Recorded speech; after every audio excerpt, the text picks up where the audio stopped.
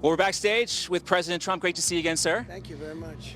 Sounds like the Republicans are going to take back control of the Congress. And what would you like to see them do first? What should be priority number one if they do take back control? Number one, take back. That's what has to be number one. We have to take it back. These are radicalized, horrible people that hate our country. What they're doing with the open borders and the judges and all of the things they've been doing is so sad. And then you look at Afghanistan as a topper, the way they came out. We were coming out, and we were coming out strong with dignity. There's never been a lower point than what happened with Afghanistan, in my opinion.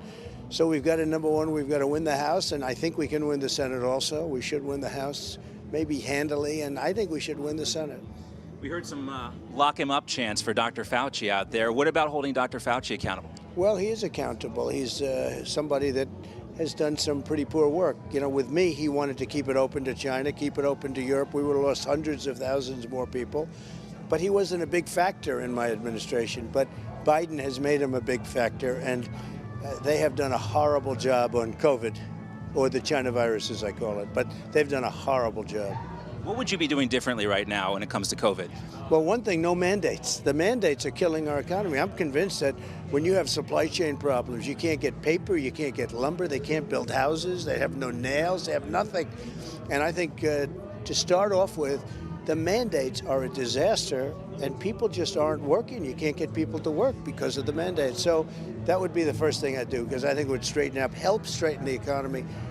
The other thing you have to do, unrelated to that, but you have to do is, we were energy independent, and now we're reliant on OPEC and Russia, and we're reliant on all of the people that it's like it was 5 years ago. We had energy independence, and if you remember, $1.87 a gallon. Right. To fill up your car. $1.87, now it's up to $6, $7. In California, it's over $7. When people look at this Nord Stream 2 deal, you were holding Russia accountable for that. And no one can understand why the Biden administration or Democrats would not go forth with these sanctions in Ted Cruz's bill last week. Well, somebody got a lot of money. If you look at the money part of it, somebody got money, but we had it stopped. And it's also very bad for Europe. You know, they supply the energy to Europe. If they ever get into a little fisticuffs, it's going to be pretty bad where they say, guess what, we're turning off your energy. So they're closing up plants, and they're reliant on Nord Stream. And I was the one that brought it up. You would have never heard the term. I brought it up. I ended it. And now Biden approves it, and they're going to be completing it fairly soon. It's a disgrace. We got a charged up crowd out there, and they're very excited to see you, very excited to see Kari Lake. This is going to be an important state in 2022. What do you think is the most important election issue for the voters of 2022 in Arizona? I think the borders for Arizona certainly are. And that, you know, the whole country is a border if you think about it. You know, they're pouring throughout the country, but for Arizona and Texas in particular, the borders are a terrible, terrible problem. We have millions of people coming into our country, and you know, many are coming from prisons of other countries. Over 129 countries, they said last week.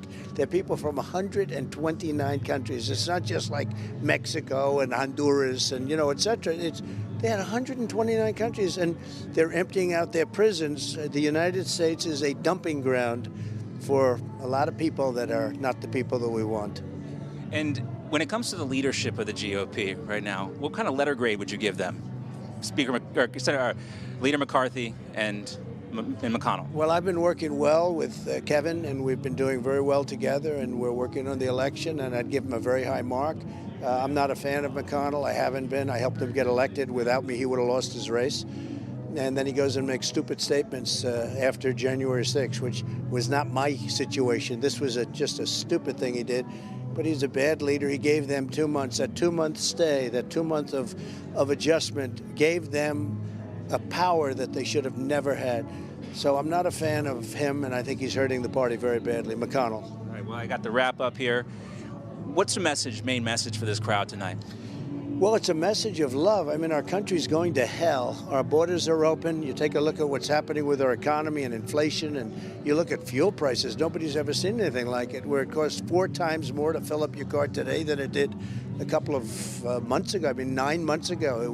We had it down to a level that it was so good, great for the industry and also great for the consumer, people that want to fill up a tank.